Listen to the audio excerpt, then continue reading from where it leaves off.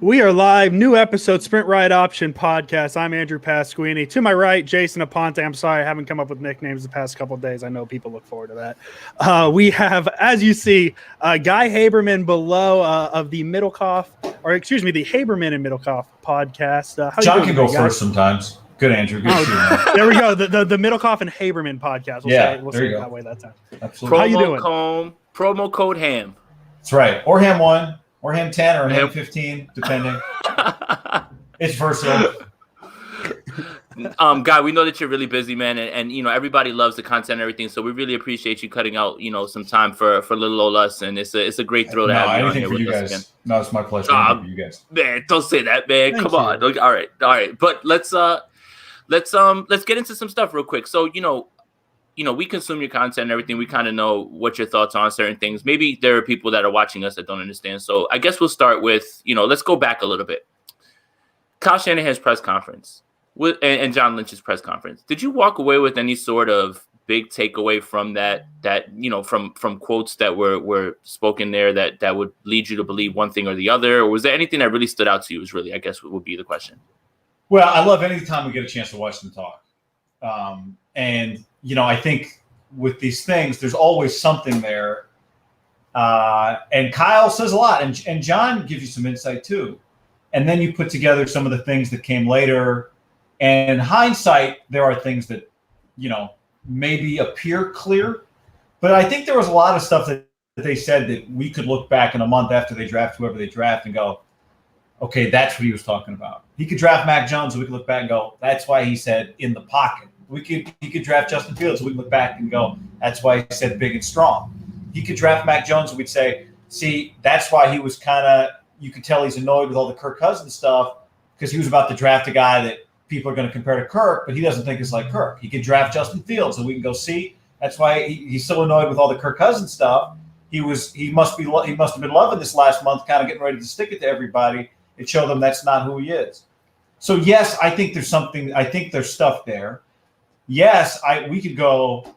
I would love to go. It was 42 minutes to go 42 minutes, minute by minute, and like tear the whole thing apart. I think that's fun, but I do think we can definitely reach conclusions that will turn out to not be conclusions. I mean, I think there's a couple things like the debate, and now maybe we're past this point, but the discussion about whether or not they knew exactly who they were going to take, who they've targeted when they traded up to 3. And I think a lot of people have said logically, yes, you don't do this deal unless you know what you're gonna do. But then we had this week, what did Albert Breer write? That Kyle watched tape in January and February, and that when it was time for everyone to get together, he didn't tell everybody who he liked when he had them watching throughout that period of time, right? Which is not a shock. But when you go back, what did John Lynch say? He said they started trying to do these deals back at the beginning of March, right? So I think it's safe to say when we put those two things together, they've known since the beginning of March who they want. That's a conclusion. That could be wrong. They could be still debating it. They're going to go see Justin Fields throw, in a week. So, they could change their mind. I mean, I wouldn't say change their minds, but it could still be up in the air. I don't want to speak in certainties, but that's one thing. Just to pick out one thing, that's one thing. I think they've known for the last 5 weeks who they want. There's one conclusion. Absolutely. I saw a few takes, and I think Rich Eisen was one of them too, that said that was the most honest press conference he's ever seen. Do you think the reason for that openness was kind of as they repeated, we're up at 3 now, we don't have to hide anything? Or do you just think that's how they naturally are, is being honest like that? Well, first of all, we don't know exactly what the honesty was. Fair, yeah, true. Maybe we can make conclusions. Maybe we do. Maybe you go, I do think Kyle and John both speak in a manner that comes across as direct or as direct as they can be. And I do think they do. I said this to Middlekauff the other day. Like, I watch a lot of press conferences. College is different. But in the NFL, I don't know. And maybe I could just because I watch these guys. Maybe somebody who watches a lot of other press conferences would tell me otherwise. I feel like they talk about a lot of other people, like constantly, in a refreshing way.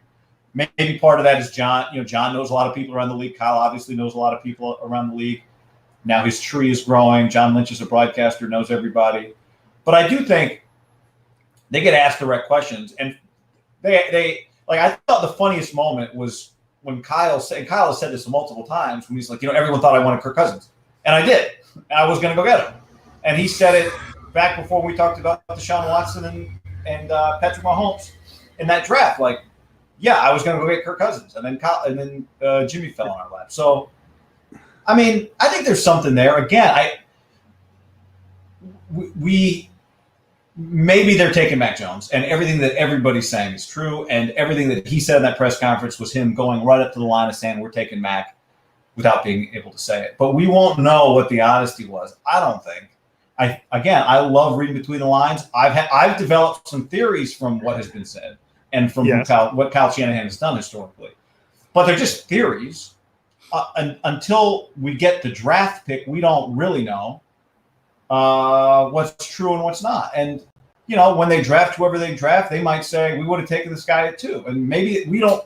Maybe they would have. Maybe they wouldn't have. I don't know.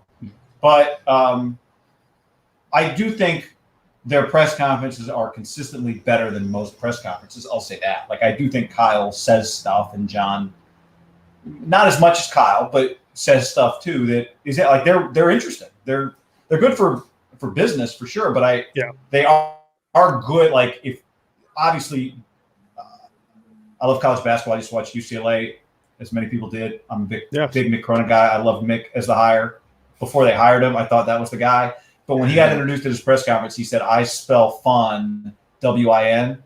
Like, all this stuff is good because we think they're good. Like, all this stuff is not good if you're a 4-win team every year.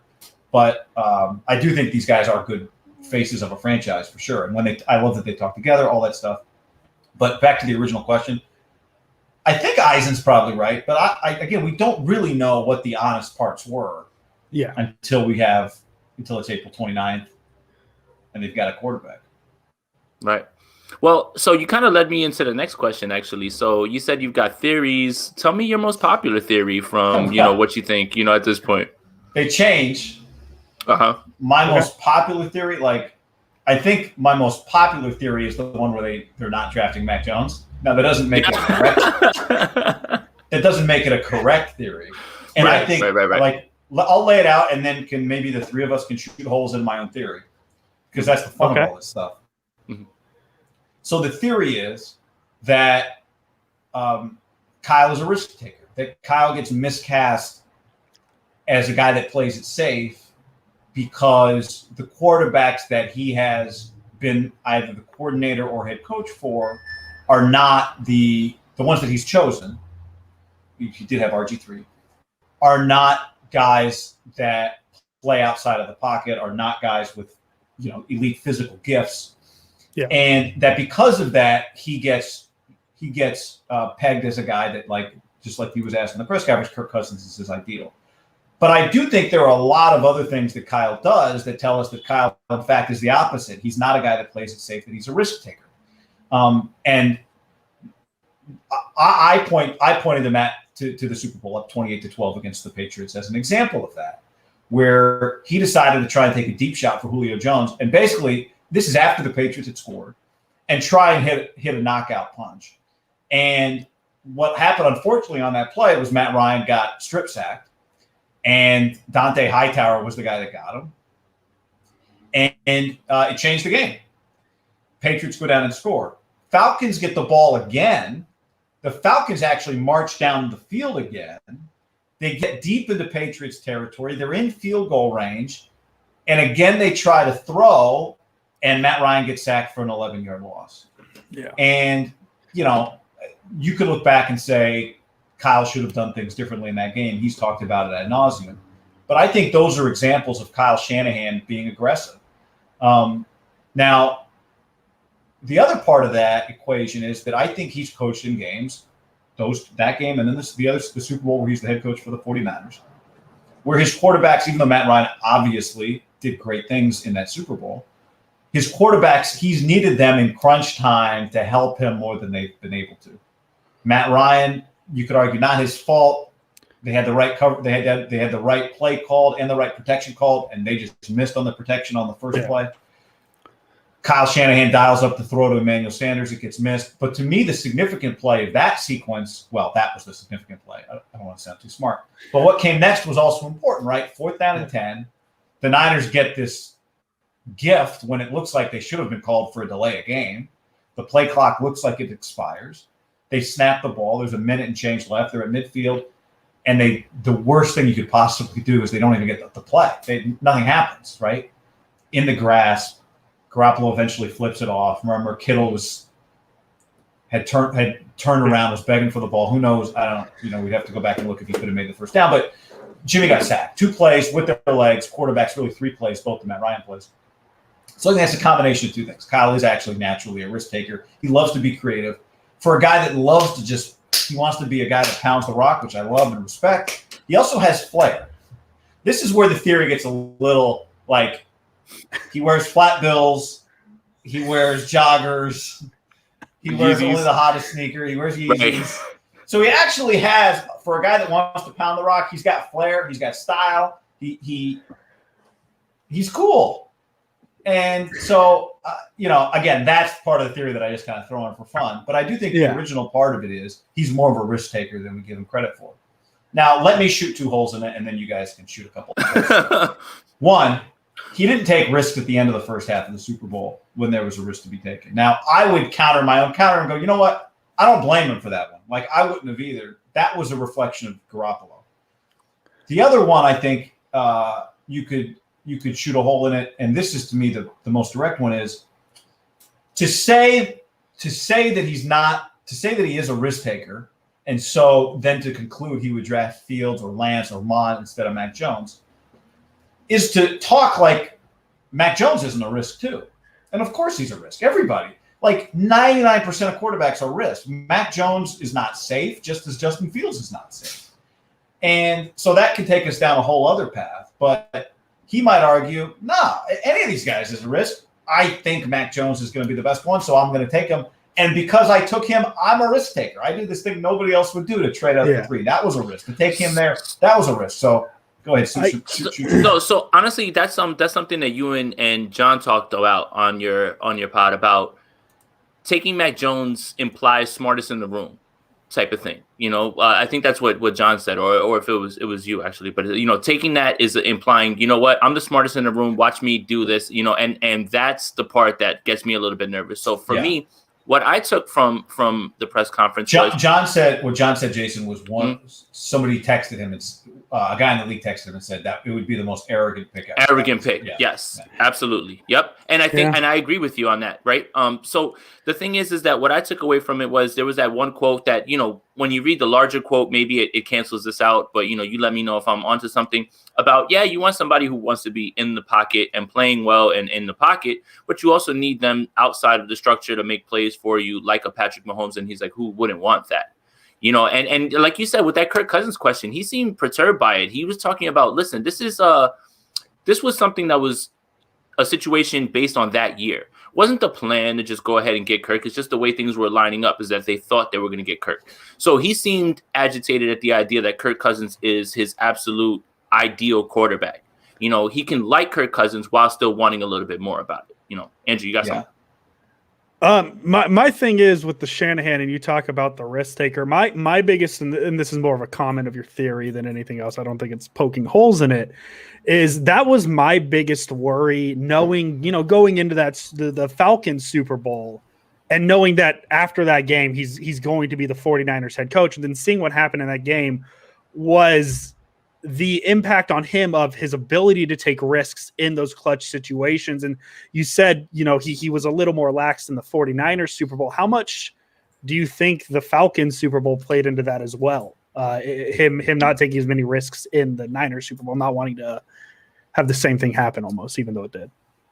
Yeah. I mean, in that they had the lead, and I don't know. I maybe there were lessons learned. I mean, my impression watching that game, Andrew, I did not think, he is going the other way because of what happened in the Falcons Super Bowl. That's not how I felt. And I'm not saying it's interesting. I'm not saying that's how I felt either. It's just it was one of my first thoughts after that game, after the Falcons game at least, when the Niners bring him in. Is like, well, if he ever gets the 49ers to that point, I wonder if he's going to be a little more tentative because of that. And then another thing I wanted to ask, when you're talking, go ahead, Andrew, just to address that, like I will say this, just as I'm thinking about that game, I felt like the way that game, from an offensive standpoint, and I guess the end of the first half is a great example, I thought it was a result of what he thought his quarterback was capable of, or how much he trusted his quarterback and how much ultimately he would need it. So that I thought it was more about that specific team than it was about a past experience. Yeah, and that's totally. I agree with that as well. I think it just had more to do with the team he had. You mentioned him taking risks and you threw Mon's name in there at 3. Is that something? I don't know. Is that just a name you're throwing out there? Yeah. Okay. I just wanted to clear. Okay. I just want to see what you thought. Well, Sims likes Mon more than Lance. I think JT O'Sullivan likes Mon more than Lance. Yes, he does actually. He has Mon over Fields as well too. Like I just finished watching his video and his breakdown. Thank you for the donation, but I saw that as well too, honestly. And look, I'm not gonna. We're big fans of JT over here and the way that he analyzes as well too. But I was a little shocked to see that as well. He has him ahead of Fields. He has him ahead of Fields. I heard him. I did not see that video. I did hear him say he just has. I think he was talking about his respect for A&M as a program, but no, I could be. I don't want to misquote him. I mean, he had good points about what he was talking about. Again, just because I disagree, I can still see what he was talking about. What really he was talking about Justin Fields. He was just talking about the chatter around him and how it's lazy. And the narratives that are being driven right now are a little bit lazy. And he was fired up in a way that it wasn't passionate, but it came across in the way that he was doing the analysis about how guys are just. I'm hearing some stuff. He has work ethic issues, and then he winds up doing a mic drop at the end. But it was really interesting for me to see JT O'Sullivan have Kellen Mond over him, and I think that's the name that stuck out to me too. When you said, could it be Fields or Lance or Kellen Mond? That's the one where I was like, whoa, at 3, that's the one that kind of is a little scary for a little bit. Just look, I was not jumping it. No. All right, good. So real quick, when it comes to that, and we're talking about what we're talking about, I want to talk about the Mac Jones, I guess, smoke or whatever it is. There's a lot to it. You hear Shefty say, I'd be surprised. I'd be shocked. You hear other people say, this is the guy. What do you make of all of this? Is this just peak draft season, trying to keep your cards close to the vest? Or do you really believe that there's something to this guy? I think the people that are saying it think that it's true. So when Daniel Jeremiah does his mock draft and puts Mac Jones at 3, I think it's because he thinks the Niners are going to draft Mac Jones. I think when Jim Nagy tweets that the reason the Niners jumped ahead of the Panthers, I don't remember exactly what he phrased it, but basically what he was saying is the Panthers like Mac Jones also. And once the Niners jumped ahead of them, that now they're going to trade for Sam Darnold, right? And that's what they did. So I don't think these people are all part of a Kyle Shanahan conspiracy. I think that's what they think, and I think they think it because it's what they're hearing. And it's hard to deny that it exists. Yeah, I think I think it's real in the sense that I don't think these people are just pushing agendas for the sake of it. I think that's what they're hearing, and they talk Jim Nagy coached. Jim Nagy runs the Senior Bowl. Kyle Shanahan coached in the Senior Bowl. Matt Rule coached in the Senior Bowl. Both those teams have talked to the Jets about what's happening at number 2. Both of them probably was a rap sheet said today the Niners talked about Darnold. Of course they did. Yep. You don't think they talked to Saleh and LaFleur? And we know that the Panthers talked to the Jets because they ultimately did that deal. So there was always this web of I talk to Jason, Jason talks to Andrew, I talk to Andrew, Jason and Andrew talk about what I told each of them. So there's so much of this out there. The other part of it is early on, I did have a theory that Sims, could Sims be saying Kyle likes Mac even when he knows he doesn't, just so that when Kyle drafts him, he can be like, look, Kyle's evolving. But I think, again, partly tongue in cheek. But I think we look at Sims historically. Sims liked Herbert more than Tua. Sims liked Lamar Jackson and Josh Allen more than the rest of the guys in that draft. Sims likes Zach Wilson more than Trevor Lawrence in this draft. Mm-hmm. I think there's two buckets for this conversation. One is all of this stuff a smoke screen for the 49ers? And you could say, well, now they're at 3 where there's no purpose for smoke screens. But one bucket is all of this a misdirection? And the other is, well, there are people just evaluating the quarterbacks who think Mac Jones is good. Did the Panthers think Mac Jones would be worth taking at number 3, or were they going to take him at 8? Chris Sims is one that likes him a lot. Most people don't like him enough to take at 3 or to trade multiple ones for.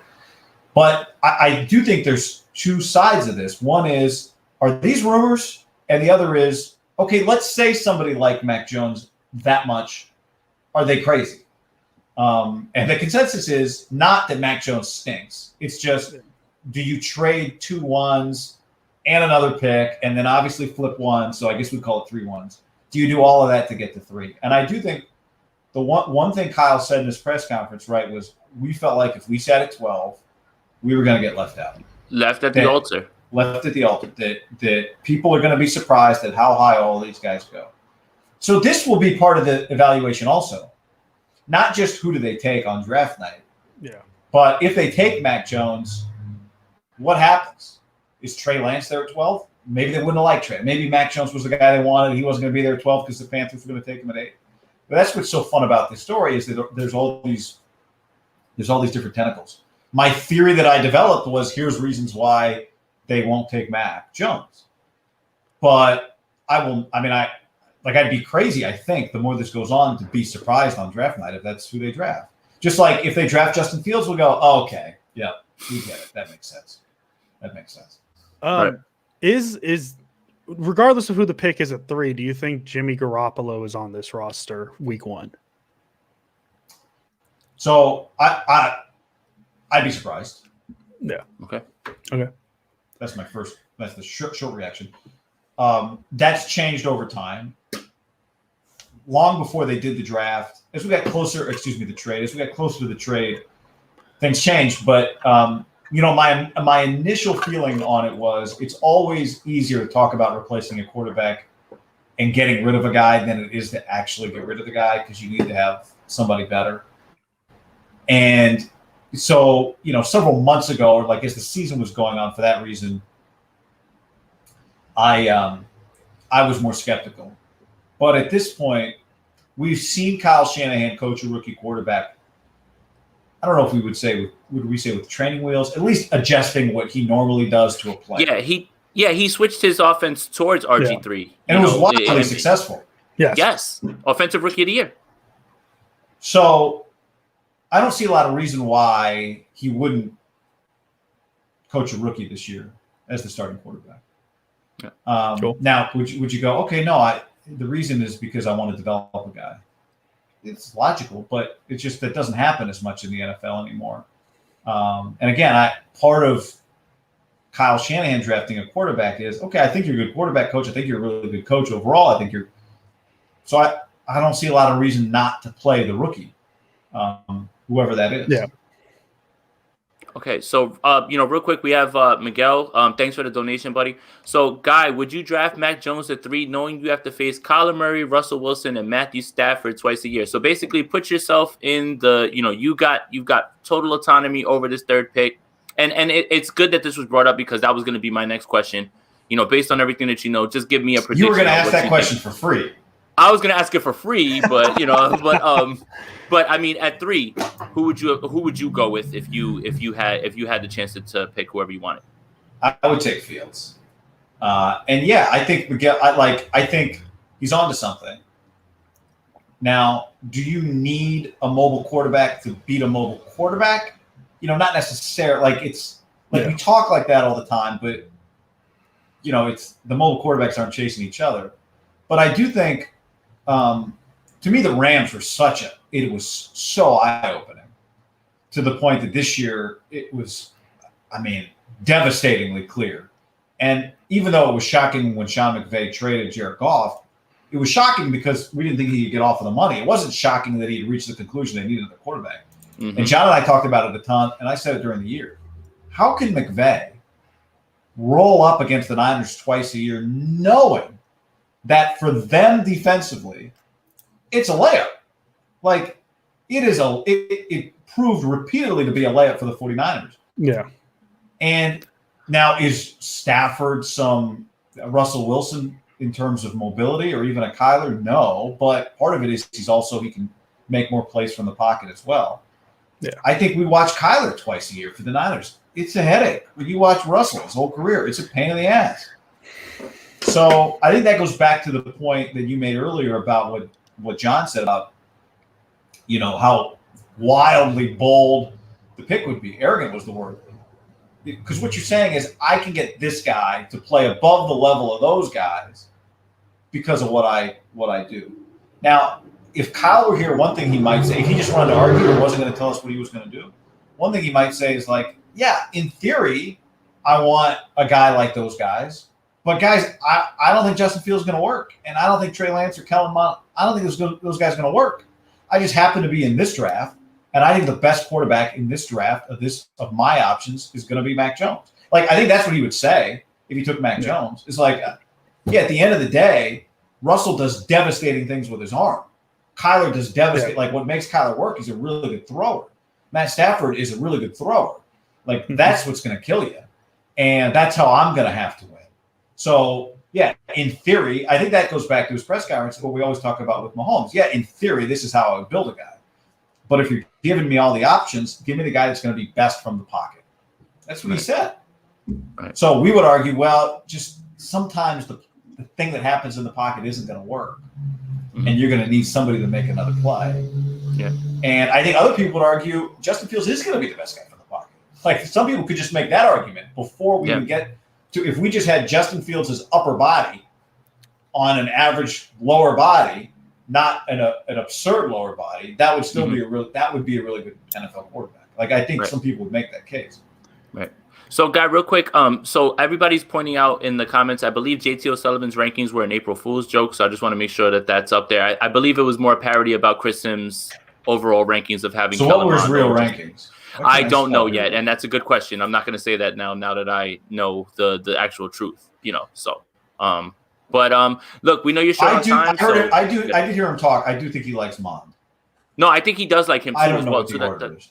Right, and I've got to research a little bit more. But I know you're short on time, so Andrew's got one more. I got one more. And we can get you out of here. We got. My time was dependent, like I told you when we were DMing Jason, on what time dinner was going to be, and my wife's not home yet, so we can go. All right, so we're good. So let's keep rolling. We could just open up with all the random questions I can think of. So here, all right, there is someone who has a question for you in here. Actually, I'm sorry. So before that, now that you have a little bit more time, right? So Mark Espinosa asked, question: if the pick isn't a quarterback, who would you want the Niners to take at 3? Andrew's smiling because I had this question. No, actually, I had this question too. This is one of the questions I had in my head. So yeah, if it sounds like you have the answer in your head too. I mean, I know my answer, right, but I want to hear your answer. So I know Kyle Pitts. Yeah, I do want Kyle Pitts. Yeah. And it's not the reason you might think, unless you see my Twitter. It's obvious. I think of things from a marketing standpoint, and how can you pass up Kits and Pitts? Or Kits and Pitts at tight end. Yeah. Wow. You really are. This is the Brandons all over again for you, isn't it? Yeah, no, it's imagine the merch Buster Hubs and Big Time Timmy Jim and Orange Friday. Andrew purely wants this because, one, yes, this is probably one of the best tight end prospects of all time, but just 2 for the branding. Like, seriously, that's been his thing. But that was a question that was in there, so I'm glad that we got to ask that. Yes. I mean, all right, you answered what we thought. Are you impressed with at least the way hold that? On. Yeah, I don't think we got his answer. I threw my answer out. So, Guy, who's your pick? I had not thought about that. I think Penei Sewell is just. I've been watching Penei Sewell. I saw Penei Sewell this as a sophomore and a freshman, obviously, at Oregon. Those were the 2 years he played. But I went to Oregon's spring game both of those years. And his sophomore year, I went down on the field Well, I did both times, but we went to practice the day before. And coincidentally enough, DJ Uyunglele was at that spring practice, like the Friday before the spring game. And he's a big Clemson's guy. And he's a massive, massive guy. But the first time I saw Penei Sewell in person, like at field level, they were not doing drills. He was like jogging towards the offensive line group, but I didn't realize that's what was happening at the time. I was just on one side of the field, and on the other numbers, I see this guy running. And the way he was running, he does not, how do I want to say this? Understand what I'm saying here. He did not, by the way he moved, he didn't look like a 6'6". He looked like a tight end. Yeah, he looked like a tight end. I thought it was a tight end. I thought he was smaller than he was from far away based on how he was moving. And then when he got to the other offensive lineman, I realized he was massive. But from a distance, I didn't quite have. Because he's so built. He is a remarkable athlete. Now, that doesn't fit here on this team, but I mean that's what I would do. Yeah. Since it's such a hypothetical, I can name a guy that they would pick anyway. They would never take, right? Yeah. So Kyle Pitts it's purely a branding thing with Andrew. Go ahead. Well, before the Trent Williams thing was settled, and this was maybe during the season when, all the injuries happened and we were talking about, well, maybe, this is a top 5 pick team. I thought, well, hey, you could save the money, let Trent walk, get Penei Sewell. And I had kind of the same, I haven't seen him in person, but when I Googled him, to find highlights of him and a video of him, if you type in Oregon O-line versus Auburn 2019, literally the first play from scrimmage is a little screen pass. And it's not to the level of the Trent Williams versus the Cardinals pancake block, but he gets out there and the guy in front of him stood no chance. And that was the first play. I was like, oh, yeah, I like this guy. Yeah. That was a great Herbert game. I mean, obviously Oregon lost that game, but Herbert made – I think it was the first touchdown that he threw in the game. It was one of the most incredible throws I've seen him make, and he's made a long list of throws. But it was basically rolling to his left, backpedaling, stops, throws it all the way across the field to the opposite end zone corner, touchdown. Took a huge hit. Turns out we should have listened when we watched Justin Herbert, but. Absolutely, right? And it's so funny. That's what I think is the best part about this process that I'm so fascinated by is like, you're enamored with one player and then you look back on it, maybe a year or two later and you're just like, man, we got it all wrong. I remember Herbert not impressing at the Senior Bowl and that depressing his stock, and Mac Jones impressed at Mobile and that improved his stock. I really don't get that. I was there. I didn't really see all of that, what everybody was talking about. But I had a question for you. What did Herbert struggle with? Sorry, Jason. Somebody, I think that was like somebody was coming out of like the Senior Bowl, like, okay, now remember you talked about Tua being ranked over Herbert, like that for now, after 1 year, it seems like that's wrong. I'm not trying to put that on Tua. Herbert just had one of the best rookie seasons we probably have ever seen. But I thought that I could be wrong. I thought that the consensus out of, the Senior Bowl was like, okay, this guy isn't still on Tua's level, right? And I don't know if that's true. Yeah, okay. But I had a question for you. So going back to Kyle's presser, and he started talking about the quarterback, the people that were available. And I thought it was really telling that he started with, well, you find out Matthew Stafford's available, which pretty much tipped everybody off that the 49ers actually were in on Matthew Stafford. How much of like what's going on with, Stafford being unavailable, now all the things that are happening around Deshaun Watson, did this team completely pivot? Like it almost seemed like he went down a list of like, okay, we're looking to upgrade. And then they got to this point where they were like, okay, now we have to trade up. How much of that do you feel is either plan A, plan B, plan C, or just them, working with new information that they've got? Yeah, I think it's both of those things. I definitely buy. It was funny. This came up the other day when Steve Berman wrote about Javier in The Athletic, Vega, and I said, yeah, I did actually it was right at the Senior Bowl, right? That he tweeted about Matt Stafford. Yeah, we were there. Yeah, we were down there. I'm sure you're standing right there, and his phone's blowing up. Yeah. But I buy. Look, they're looking to upgrade a quarterback. We know that for a fact now. So of course they called about Matthew Stafford. Why wouldn't they? Your first option I guess this is all a sliding scale, but you go, okay, how much do we like this guy? How much do we like Sam Darnold? Do we like Sam Darnold more than, do we like Sam Darnold for a 2, a 4, and a 6? Weirdest trade. Do we like Sam Darnold for a 2, a 4, and a 6 more than we like whoever at 3 for 2 2s and a 3, or 2 1s and a 2? And I don't think it's any accident that the trade happens after it becomes clear you can't acquire Deshaun Watson right now, because I think again, if you want a quarterback, and we know they do, then yes, you would have tried to get Matthew Stafford, and yes, you would have tried to get Deshaun Watson, and yes, you would have checked in on Sam Darnold, and yes, you watched all the film in January and February, and yes, you'd be open to trading Jimmy Garoppolo. Like, all this stuff has to be on the table because it's all a sliding scale.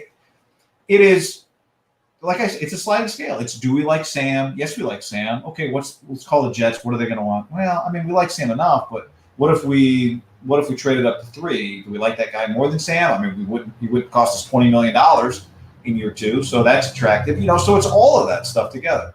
I absolutely buy the Stafford, and most definitely the Deshaun.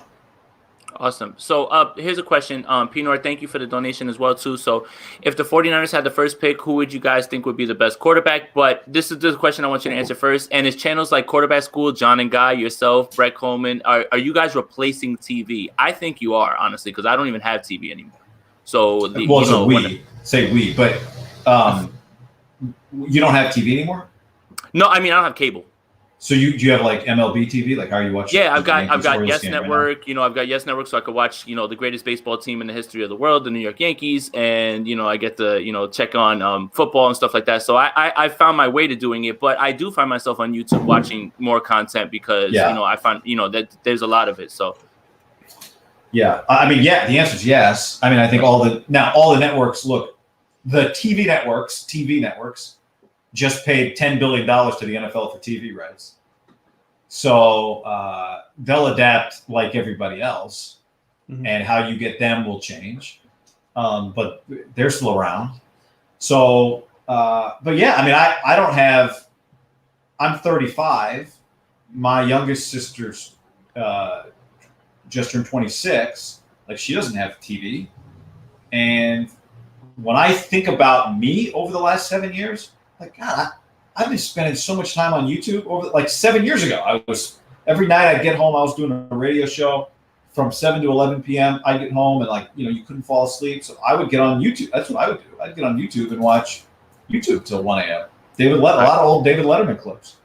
Right. I don't understand. One question I would love to ask somebody who is older than us is how did you guys all stay up for Letterman and Leno and Johnny Carson?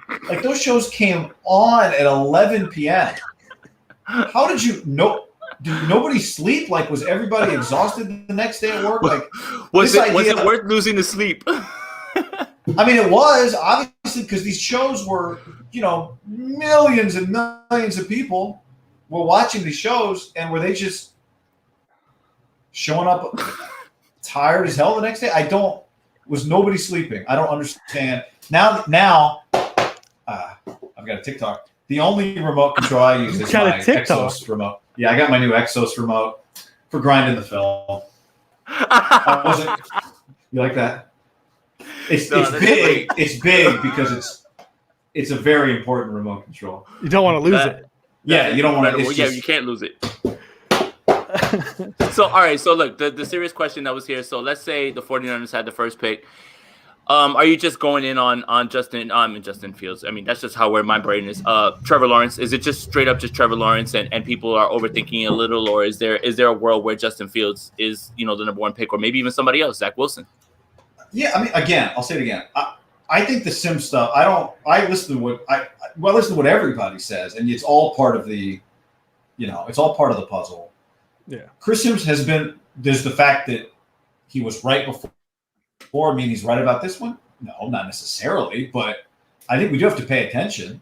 But yes, I think it's Trevor Lawrence. I think we nitpick Trevor because he's been the guy since day one. There aren't many guys that come along like him in terms of 2 or 3 year consensus great. We've got, correct me if you can think of another, I'd say the last 2 most recents are Luck and Peyton, and they both were exactly what everybody thought they were. So, and he gets comped to them all the time. Yeah. I think the other thing with him, what we never say about him is like, oh, well, he played with Clemson. It's hard to, his talent was really good. I mean, really, Zach Wilson had better protection. Mac Jones had better protection. I thought he did a lot of things on his own. This year was so weird. I remember seeing him in the national championship game at Levi's and going like, yep, that's what it looks like. He's really tall, but he's also really athletic. Nothing ever is a sure thing. But yeah, I mean, he's on the short list, it feels like, of guys. Now, does that mean Zach Wilson couldn't possibly be better than him, or Justin Fields couldn't possibly be better than him? Of course not. The guys that go 1 and 2 generally are not the best quarterbacks, it turns out, in the end. Now, part of that could be circumstance. The teams that draft 1 and 2 are not the best teams, and that's why. That's why you hope that Kyle Shanahan can kind of break that, because we think good coach, good system. They're not normally the type of team that drafts 3. Like, if Andy Reid was drafting 1 and they took back Mahomes, that would have played for Andy Reid. That would have changed the game. If Carson Wentz played for Andy Reid in Kansas City instead of Patrick Mahomes, would Carson Wentz still be on the Chiefs? My bet would be yeah. If Aaron Rodgers was drafted by the Browns, I don't know.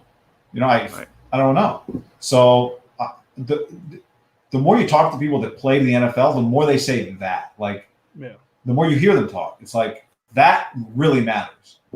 And so that's where you're hopeful for Kyle. It's like, I think about him, I know he's a really good offensive coach. I know he's a good head coach. I know he's a really good quarterback. He's good with quarterback. So whoever they take, I think, has a better shot by being a 49.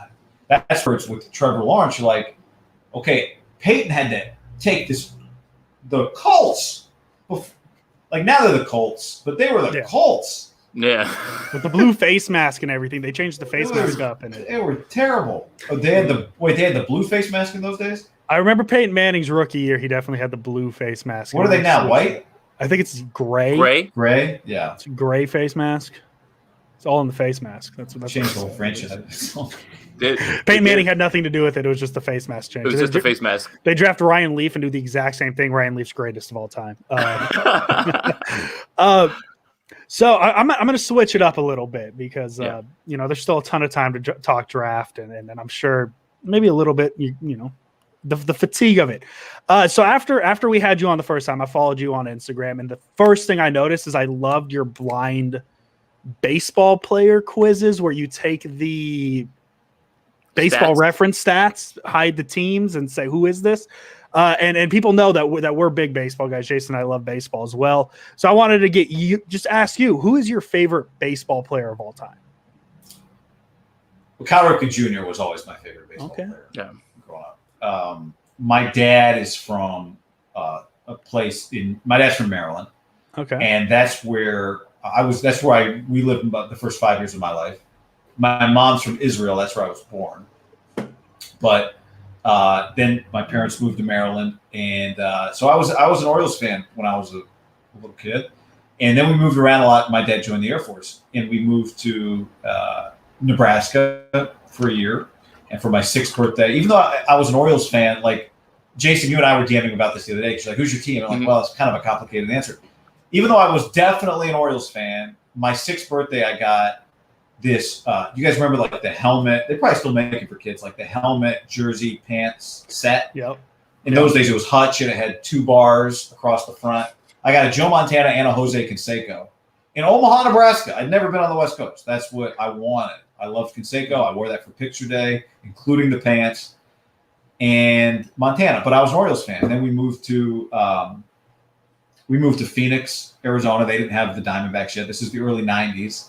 So still an Orioles fan. We moved to Turkey, and my dad was stationed on Air Force Base in Turkey for 2 years. And I was cutting out box scores from every Orioles game from the newspaper and like pasting it in like a little journal. Moved to Texas, still an Orioles fan.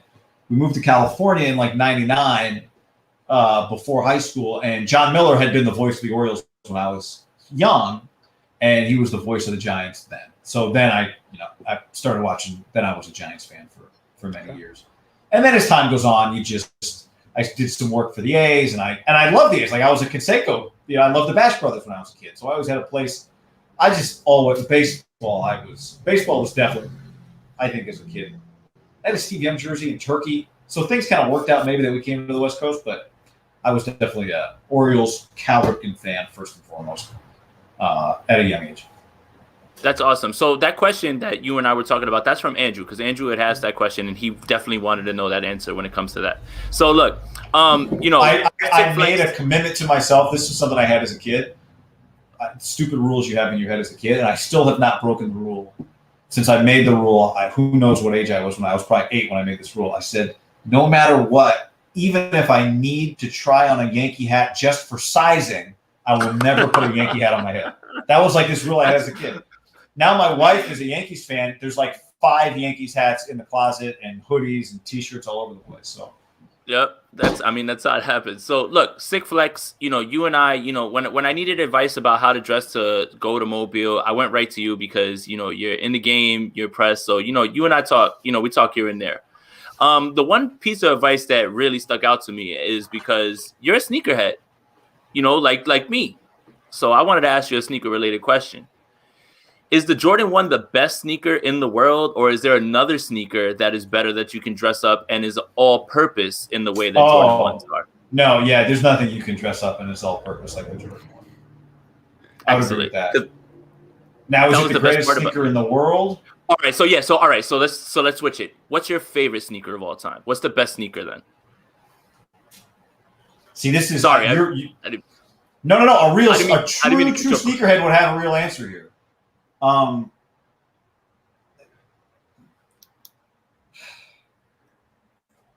It still might be the Jordan 1.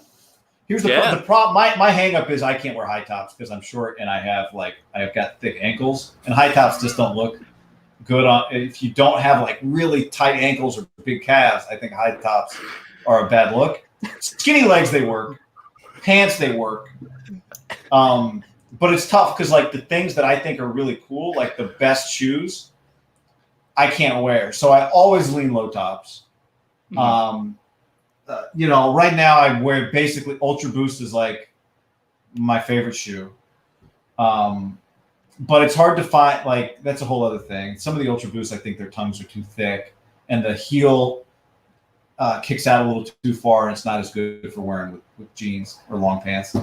But I'm a big Ultra Boost guy. I think any like 90s Air Maxes, I think are probably in the conversation. My favorite shoe of all time. Again, I think like you could argue 3 of the greatest shoes of all times are Jordans, and I don't wear them because I can't. Although Jordan Golf just came out with a new pair. And I saw that. Did you post it on your IG story? It was the fours, right? With the green bottoms. Yeah. Actually, let me you got 2 minutes? Let me grab a pair of shoes. I got 2 minutes. Yeah, we got 2 minutes. So while Guy's going to get his his sneakers, Andrew, did you see that the 49ers got their quarterback 1 today? Quarterback 1, Nate Sudfeld. Do we want to actually light years right now? Plug Friday's show. Yeah, and do a bit of an outro here. So this is probably going to be the end of this. Honestly, when Guy gets back, he's very busy. So Friday, Al Sacco will be doing a live stream. Around the same time, 9 o'clock probably my time. But here we go. Let's see what Guy's got here. 2 pairs here. 2 pairs I think are kind of funny. One. Okay. We'll do some unboxings. Okay. So these I got last year. These are actually women's. So this is just a little, just a little thing. I went with a women's shoe because they weren't making these in white. All right. So don't be afraid to go with a women's shoe. So a few years ago, those are the day breaks. But now they've got a lot more men's options. Several years ago, I did some Warriors games on radio, and we went to New York.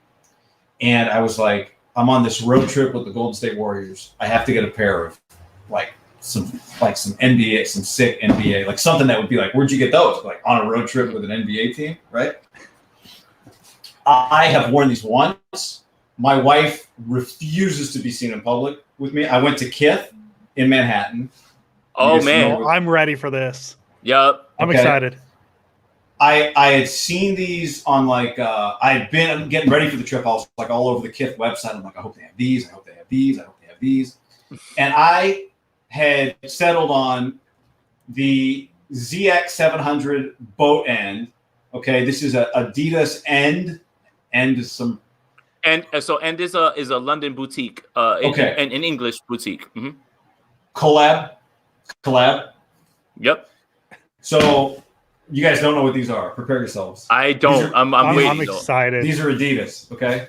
Mm-hmm. I cannot. Every time I pull these out every once in a while, I can't believe I bought these. Look, that is, wow. So they look. That is 100% something I would wear. These are so terrible. I cannot believe I spent $180 on these. I like how I say that's something I would wear, and you just go, "It's terrible." Well, the problem with them is when you look down at that toe, it is so bad. First of all, look at the lace is just look at it's what super the lace thick. is like. It's not a lace. It's canvas or something. But I will keep them forever. They're like, I don't know if you can tell, like they look tan in the video. They're kind of more of a. They've almost got a little bit of a. I don't want to say pink, but they've got like a salmon, like a salmon, like that, maybe a little like a slight salmon. It's just they hit every wrong note. I mean, it's really incredible. But there you go. I love those shoes. So forget about the best shoe ever. How about the worst shoe ever? No, honestly, that's still a flex though, because if it's Kith and it's done through End, that's exactly. Like if you wanted to, you probably could get a bunch of money for it. Not that you need it right like that, but yeah. I love those shoes. I like that's not even ironic. Yeah, I love them. Those are that's my style. I can't. Are you a 9.5? I think I'm a 10.5. So as you can tell, I'm not a big sneaker guy. I have a rotation of 2 pairs of shoes. It's pretty solid. Yeah. I'm not a big sneaker guy. So. Right. I don't even know what my size is off the top of my head. I guess this is as good a spot as any to to close it up. Honestly, Guy, thank you, man. There's so much for hanging out with us. Honestly. Oh, look, here we go. Hey, it's Guy. I'm John. Cody, Joe. Guy will get it. Fam, always good to see you, John. As usual, thank you, man. I appreciate it, man. But Guy, we really appreciate you. We know, what you got going on and how busy you are. For you to carve out time for us, it really means a lot, man. And we were excited to do this. And honestly, a quick backstory. Once Guy found out that Andrew wasn't going to be a part of this, he switched his schedule around to make sure that Andrew got on. And that just speaks to the person that he is, honestly, more than anything, man. It's just how much I appreciate it. Yes. And I appreciate it. Hey, it means the world to me, though, because yesterday was rough. And when Jason told me that, it made my day better. It warmed my heart. So let me set this. Real quick. So let me set the stage. I'm with my father, who's from the Bronx. We're watching the Yankee game since his birthday. So, I understand how valuable your time is. So when you answer me back in the DM, I'm like, okay, I got to stop talking to you. I have to focus in. So you're like, hey, what time? Yeah. My dad was like, yeah, you handle business. But while you're DMing me, I'm calling him on the phone and I'm like, Andrew, like what time, back and forth, just trying to make it happen or whatever. But again, man, it just speaks to the person that you are, because you're able to carve out time for us and we really appreciate it. We're super humbled that you would come on here and join the program with us. It really means a lot to us. Well, it's nice of you to say everything. It's all a circle. Somebody helps me. I help you. You help somebody else. It's a beautiful thing. And I know you guys are part of a great ecosystem, and it's great to see people supporting you because you deserve it and you do good content. And I'm good to be here. Oh my God. All right, let's get out of here before I start crying. Flatter people, they'll do things. You treat people with respect. People are happy to help. So that's it, man. Just keep it moving. Pass it on. Thank you, Guy. I appreciate you, man. Yeah, we appreciate it, Guy. Thank you as always. Jason, as always. As always, let's go Niners. Let's go Niners.